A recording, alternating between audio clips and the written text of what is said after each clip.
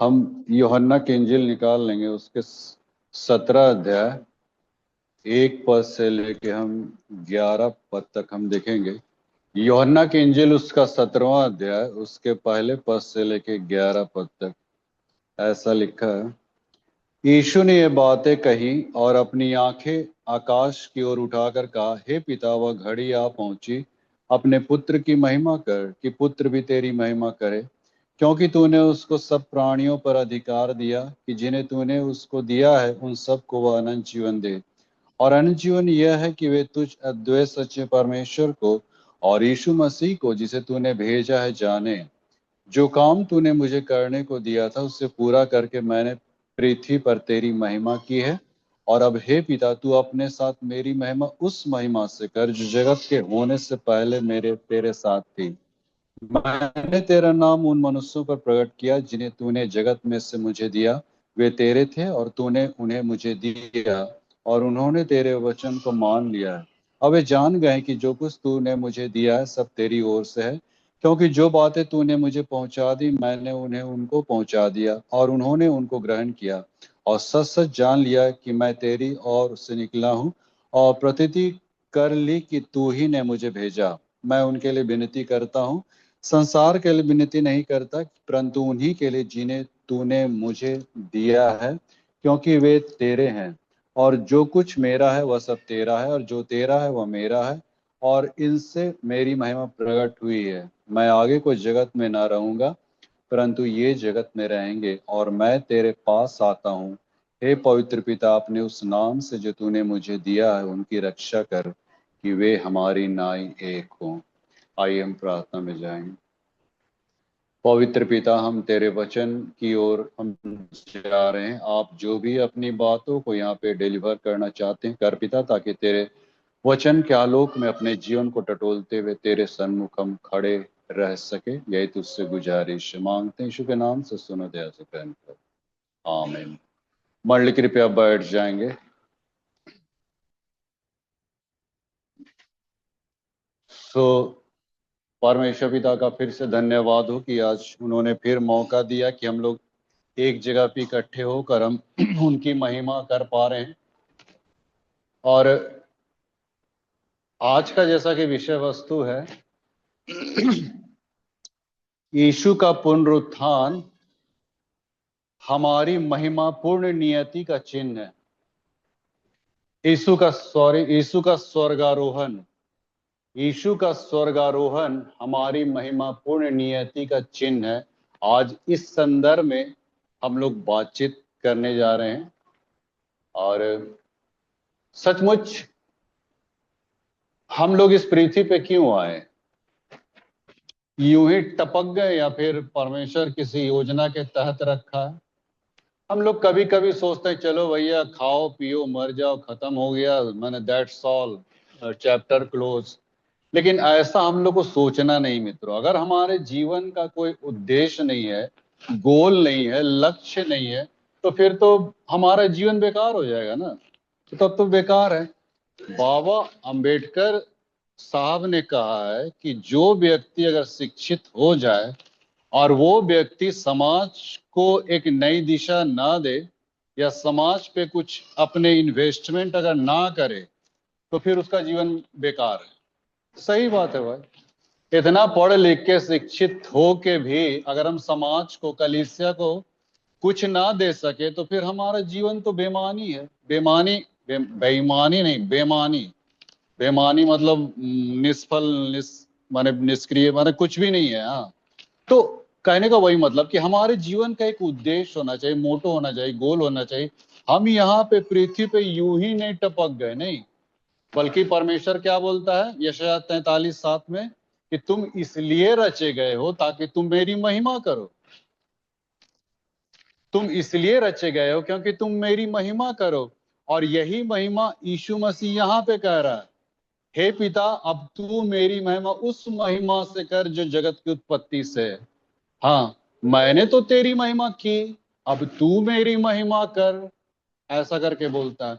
मैंने तेरी महिमा की, इसका मतलब है कि वो 3.5 साल तक जो कुछ भी माने पृथ्वी पे रह के जितना कुछ भी मतलब वो किया, जो आश्चर्य कर्म किया, जितनी भी चंगाइयां की, मुर्दों को जिलाया, भूखों को खिलाया, जो कुछ पाप समाधि, जो कुछ भी किया, लेकिन अब जो महिमा जो होने जा रहा है, बहुधा हम लोग इसका गलत अर्थ निकाल लेते। नहीं, यीशु मसीह बोला कि अब तू मेरी महिमा कर, अब मैं तेरे पास आ रहा हूं।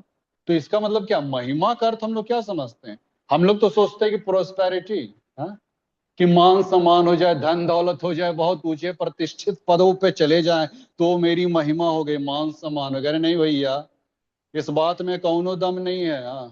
महिमा के विषय में बता रहा है, वो महिमा जो क्रूस काट पे की जाने वाली। अब सोचिए, क्रूस क्रूस की ओर आप जब जब आपकी दृष्टि जाएगी तो वहां इतना हिकारत की निगाहों से लोग देखते थे, धिक्कारा माने धिकारते थे उसको। उसको मैं उसके ऊपर में थूकते थे, वो क्रूस को माने लांछन लगा देते क्रूस के प्रति। माने इस हद तक विभत्स, खौफनाक और बहुत ही टेरिबल ऐसा क्रूस था मित्रों। और ऐसे क्रूस को यीशु मसीह बोल रहा है कि अब मेरी महिमा उस महिमा से कर, उस क्रूस की महिमा से। तो आप लोग का जो दिमाग है ना, उससे हम आपका ध्यान हटाना चाहते हैं। प्रोस्पेरिटी को आप महिमा का ये परिणाम मत मान लीजिए, उसका पैमाना मत मान लीजिए कि महिमा ये होती है। महिमा हमारा धन सम्मान मान ना, गलत गलत अर्थों में चल जाएगा। बिना बीच के क्रूस के हम बढ़ ही नहीं सकते हैं। हमारी जो रास्ता जो खोली गई है, वो बीच के क्रूस से। और यहीं पे यीशु मसीह बोल रहा है कि अब मेरी महिमा तू उस महिमा से कर। और तब वो महिमा के निमित्त अपने आप को सौंप रहा है। क्योंकि क्यों ऐसा कर रहा है? हमारा तो कोई उद्देश्य नहीं है, गोल नहीं है, लक्ष्य नहीं है, हम यूं ही जिए जा रहे हैं। लेकिन यीशु मसीह एक लक्ष्य लेके आया था, एक उद्देश्य के साथ आया था, एक गोल के साथ आया था। वो यूं ही नहीं आया था, हम लोग सभी को जानते हैं। परमेश्वर ने उसे इस पृथ्वी पे भेजा एक लक्ष्य देके, एक गोल देके, एक मोटिव देके। हाँ, और उसी मोटिव को वो पूरा करने का वक्त आ गया। इसीलिए वो बोला कि अब मेरी महिमा उस महिमा से कर। तो अब ये महिमा की बात आ रही, और उसने बजायाप्ता उस क्रूस को धारण किया मित्रों। ये सब कुछ परमेश्वर की ओर से ये निर्धारित योजना थी, जिसको यीशु मसीह रास्ता बना रहा था। क्यों बना रहा था, अब आगे देखिए, है ना। क्रूसित हुआ, उसके बाद तीसरे दिन वो जी उठा। ये बहुत बड़ा और एक माने एक और अध्याय जुड़ गया जी उठने का, है ना। देखिए, यीशु मसीह के 4 आश्चर्य कर्म को हम लोग देखते हैं मित्रों। 4 आश्चर्य कर्म जो उनके व्यक्तिगत तरीके से संबंधित था। हम उनकी बात नहीं कर रहे हैं, मतलब मुर्दों को जिलाया, भूखों को खिलाया, उनकी बात हम नहीं कर रहे हैं। यीशु का व्यक्तिगत वो 4 आश्चर्य कर्म ये था। पहला तो उसका बर्थ, उसका जन्म, ये बहुत अद्भुत आश्चर्य कर्म था। वैज्ञानिकों को यीशु मसीह फेल कर दे रहा है ना। जितने भी साइंटिस्ट है, जितने भी टेक्नोलॉजीज है, सबको फेल कर दे रहा है। साइंटिस्ट को फेल कर दे रहा है यीशु मसीह। उनका जन्म, क्योंकि साइंटिस्ट लोग क्या मानते हैं, मेडिकल साइंस क्या बताती है, बिना मनुष्य के संसर्ग के कोई भी इंसान धरती पे नहीं आ सकता। और यीशु मसीह ने इसको खंडन कर दिया। उसका जन्म एक अद्भुत तरीके से था, बहुत बड़ा आश्चर्यकर्म है। दूसरा मिराकल ये पुनरुत्थान। यीशु मसीह मुर्दों में से जी उठा। सदूकी लोग तो विश्वास ही नहीं करते थे कि वो कोई मर के भी जी उठता है, और इसीलिए वो इस बात पे पुनरुत्थान पे विश्वास नहीं करते सदूकी लोग। ये दूसरा मन मिराकल। तीसरा मिराकल स्वर्गारोहण, जिसके विषय में हम लोग बात करेंगे अभी। स्वर्गारोहण, स्वर्ग पे उठा लिया गया, ये भी एक मिराकल था मित्रों। न्यूटन ने लॉ का आविष्कार किया। लॉ का आविष्कार किया कि कोई भी वस्तु जब ऊपर फेंकते हैं तो फिर से वो नीचे आती है। माने गुरुत्वाकर्षण का वो खोज उसने की। सेब के पेड़ के नीचे बैठल था, एक सेब गिरा, न्यूटन देखा, सोचा कि अरे ये सेब नीचे क्यों गिरा, ऊपर क्यों नहीं गया। हाँ? और वहीं से गुरुत्वाकर्षण की खोज की। उसने कहा कि जब कोई चीज ऊपर जाती है तो फिर वो नीचे आ जाती है। माने पृथ्वी का चुंबकीय शक्ति फिर से उसको वापस अपने इसमें खींच लेता है। लेकिन यीशु मसीह इसको भी झुठला दिया। स्वर्गारोहण उसका हुआ, स्वर्ग पे उठा लिया गया। और चौथी घटना जो घटी वो दूसरा आगमन, है ना। ये भी एक चौथा मिराकल है उसके साथ जुड़ा हुआ। तो हम लोग यहाँ पे देख रहे हैं मित्रों, तीसरे दिन उसका जी उठना। जी उठने के बाद डायरेक्ट नहीं चला गया, है ना। अगर डायरेक्ट चला जाता तो कब्र से सीधे चल जाता स्वर्ग, तो क्या होता, फिर क्या होता, चैप्टर हो जाता क्लोज, है ना। यहाँ जो हम लोग बैठे हुए हैं, यहाँ नहीं बैठते हैं, हम लोग कहीं और रहते हैं। क्या कि कहानी आगे, घटना आगे बढ़ती ही नहीं, है ना। यीशु मसीह के जीवन का जो अभिप्राय था वो आगे बढ़ ही नहीं सकता अगर वो डायरेक्ट चला जाता। लेकिन बाइबल कहती है कि 40 दिन तक अपने पक्के प्रमाणों के साथ लोगों को दिखाई पड़ा। क्यों दिखाई पड़ा? ताकि लोग विटनेस बने, गवाह बने कि यीशु मसीह, उसकी कब्र माने बंद नहीं पड़ी हुई, हाँ, खुल चुकी है, खुल गई है, बाहर आ गया है। हाँ, वो व्यक्ति जिसको लोगों ने मार दिया, यहूदियों ने मार दिया, पिलातुस ने चढ़ा दिया, फिर से वो व्यक्ति बाहर, एक विटनेस का माने वहां पे ये मार्केट नहीं बोलेंगे उसको, मतलब प्लेटफॉर्म बना रहा था कि लोग गवाह बने, हाँ, मेरे जी उठने के गवाह बने। और बाइबल कहती है कि 40 दिन तक पक्के प्रमाणों के साथ। हम लोग कैसे प्रमाण देते हैं? प्रभु मैंने तेरे लिए सभाएं की, कन्वेंशन किया, मैंने तेरे लिए लोगों को छुड़ाया, जिलाया, और मैंने चंगाई दी, ये किया वो किया। लेकिन यीशु मसीह जानते हैं क्या प्रमाण दिया? क्या प्रमाण दिया?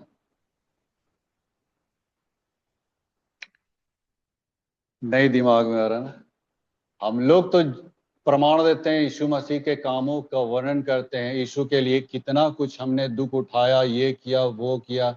लेकिन यीशु मसीह एक अपना जो प्रमाण दिया, वो प्रमाण था ये, देखो बेटे मैंने तेरे लिए दुख सहा। देख रहे हो हथेली में 1 किलो की छेद, हाँ? कोई दिखा सकता है अपना ये प्रमाण? हम लोग तो बहुत सारा प्रॉस्पेरिटी का प्रमाण देते हैं, बहुत सारे ऐसे कामों का, स्वभाव का ऐसा प्रमाण देते हैं। अरे प्रमाण ये है मित्रों, एक ही प्रमाण प्रभु दिया कि देखो बाबू, तुम्हारे खातिर मैंने कलवरी क्रूस पे गए और तुम्हारी खातिर मैंने दुख सहा, ये प्रमाण दिया।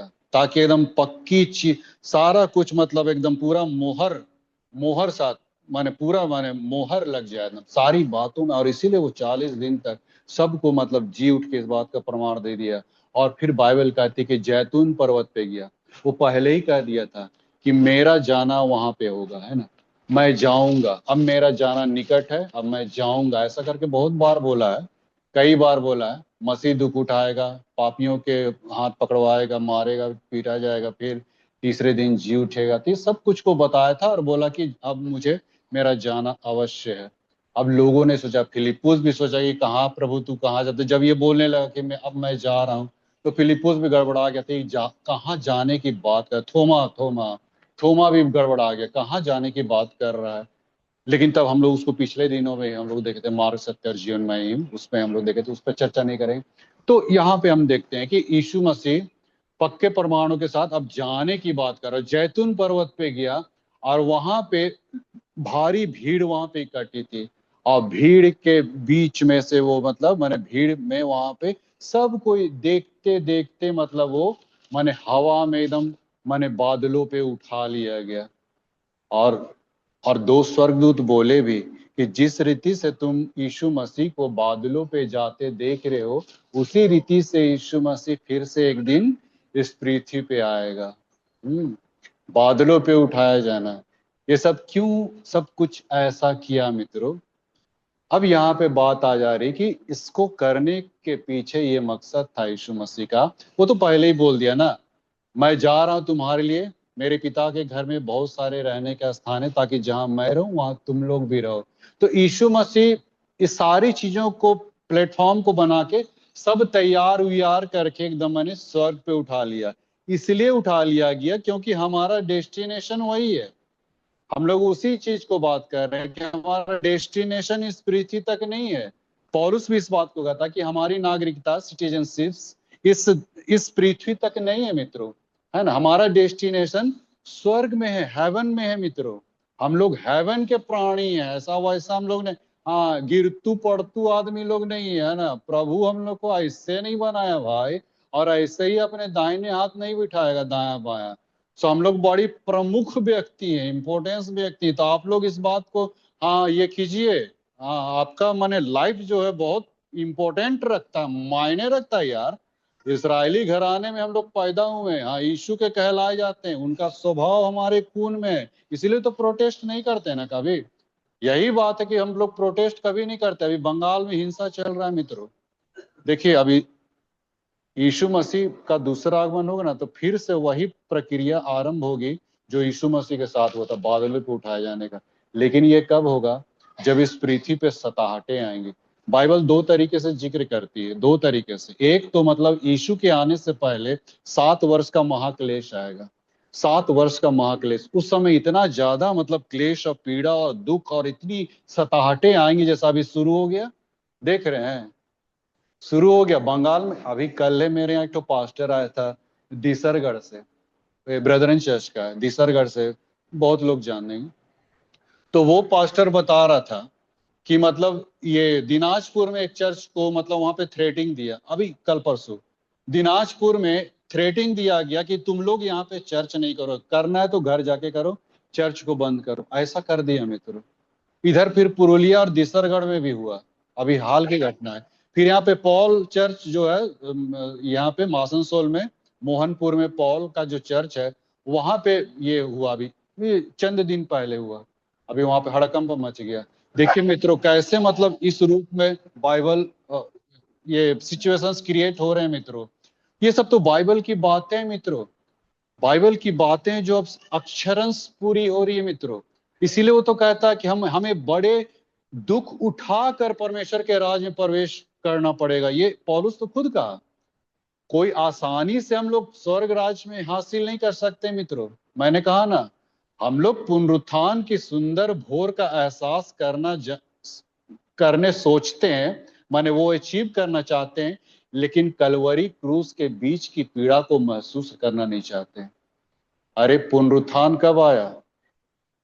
ईस्टर के बाद, सॉरी, गुड फ्राइडे के बाद पुनरुत्थान है, ईस्टर है।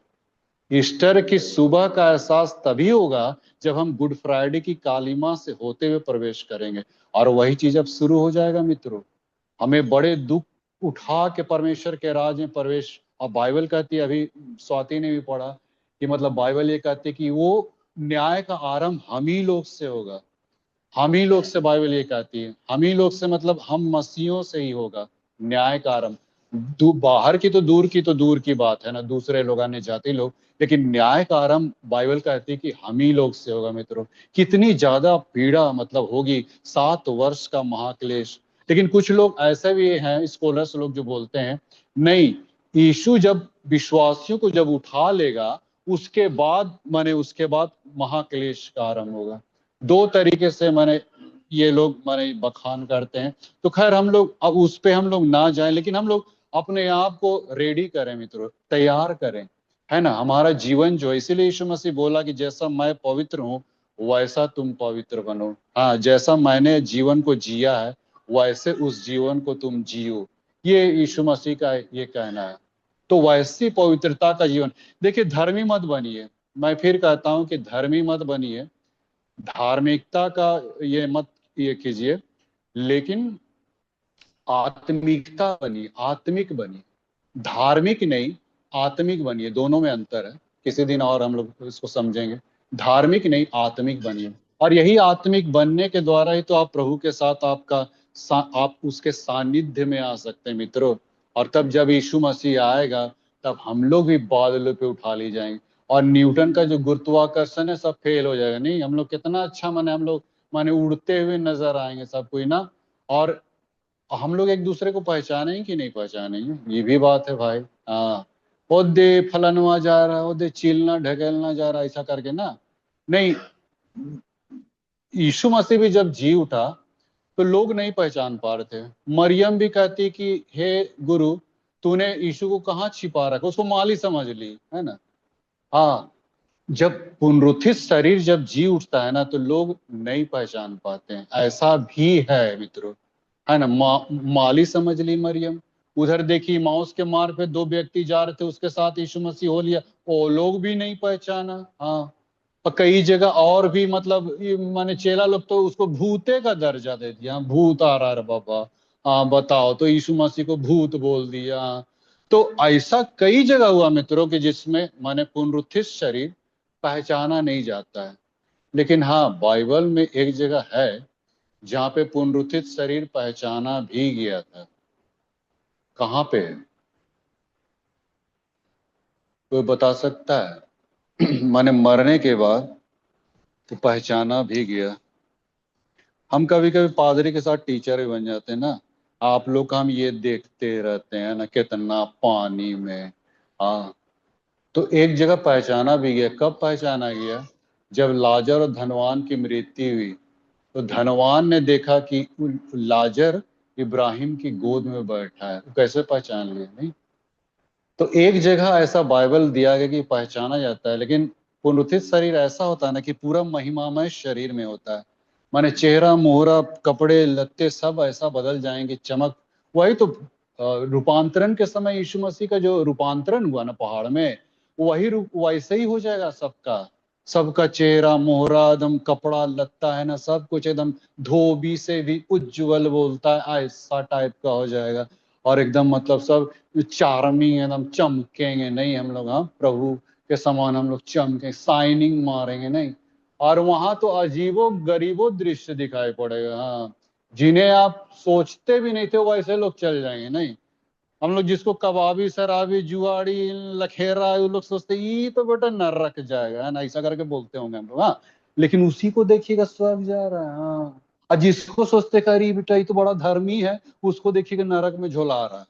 अरे ऐसा ऐसा अचीवमेंट वहां पे दिखलाई पड़े, जानते हैं, अमेजिंग। ऐसा ऐसा अमेजिंग आप लोग को दिखलाई पड़े। कहा कि हम लोग का जो सोच है ना, वो प्रभु के सोच से टेली नहीं करता है। प्रभु जैसा सोचता है हम लोग वैसा नहीं सोच पाते हैं। प्रभु जैसा देखता हम लोग वैसा नहीं देख पाते हैं। प्रभु का न्याय, प्रभु का जस्टिफिकेशन, प्रभु का जो पैमाना है वो अलग तरीके से मित्रों। इसीलिए बाइबल ये भी कहे कि समय से पहले किसी बात का न्याय, दूसरा कुरिन्थी 4:4 में हो, अच्छा ऐसे कुछ है, दूसरा कुरिन्थी 4:4 में।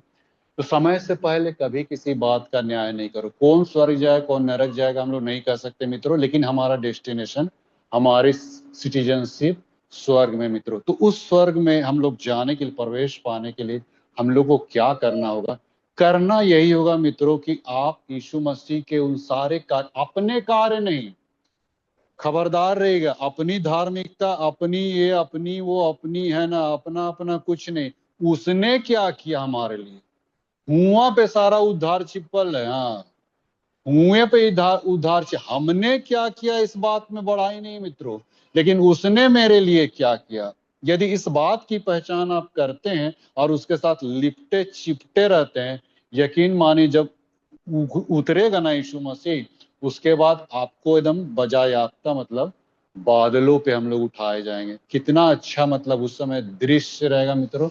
सब कोई हवा में एकदम माने लटके, न्यूटन का गुरुत्वाकर्षण भी फेल हो जाएगा। नहीं, हाँ, साइंटिस्ट लोग, हाँ, सब दांतों तले उंगली दबा भी लेंगे, ऐसा टाइप का। नहीं, तो ये सब होने जा रहा है मित्रों। हाँ, लेकिन बहुत कठिनाई से, बहुत कठिनता से मित्रों, क्योंकि ये शुरू हो गया।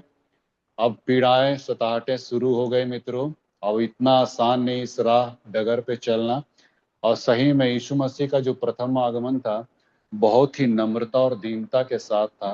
लेकिन जब वो दूसरा आगमन होगा तो बड़ी ऐश्वर्य और महिमा के साथ आएगा बादलों पे मित्रों। प्रकाशित आगे एक साथ में लिखता है कि हर एक आंख उसको आते हुए देखेगी। हाँ, हर एक आंख देखेगी। क्या हम लोग चर्च में बैठे, क्या बाहर बैठे, टीवीओ चल रहा होगा तो वहां पे भी चैनल चेंज हो जाएगा ना। सोनी टीवी देख रहे हो, क्राइम पेट्रोल, वहां आ जाए दिखाई पड़ेगा यीशु मसीह का मैंने वहां पे आ रहा है।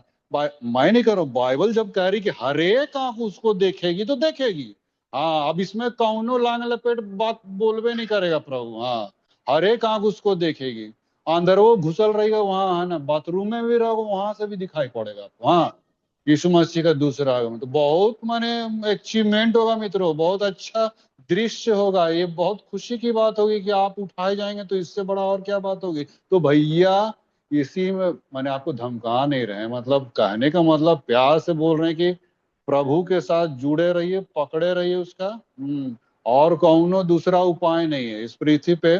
कभी अकेले चल नहीं पाइएगा, इतना मार्गों में कांटे भरे हुए मित्रों। इसीलिए बहुत रूंधा हुआ पैर रूंध जाएंगे, है ना, लहूलुहान हो जाएंगे। और कोई दूसरा विकल्प ये नहीं है। बजाय इसके कि बीच के क्रूज से होके हम लोग जाएं। तो मित्रों, मैं यही कहना चाहूंगा, यीशु मसीह के क्रूसिफिकेशन को आप अपने हृदय में समझिए, जानिए, और सारा कुछ जो तैयार प्लेटफॉर्म किया, हमारे लिए तैयार किया। अब दूसरा तीमुथियुस 4:8 में लिखा है, हम लोग उसके साथ प्रभु की महिमा में हम लोग मिलेंगे जाके। तो ये बहुत अच्छी बात है। दूसरा तीमुथियुस 4:8 को घर जाके पढ़ लीजिएगा। तो ये बहुत अच्छी बात है कि उसने हमारे लिए एक तैयार कर दिया, प्लेटफॉर्म बनाया है, और हमारे लिए अब स्थान तैयार किया, और हम उसके पास हम लोग उठाए जाएंगे बादलों में। आइए हम लोग दुआ में जाएंगे।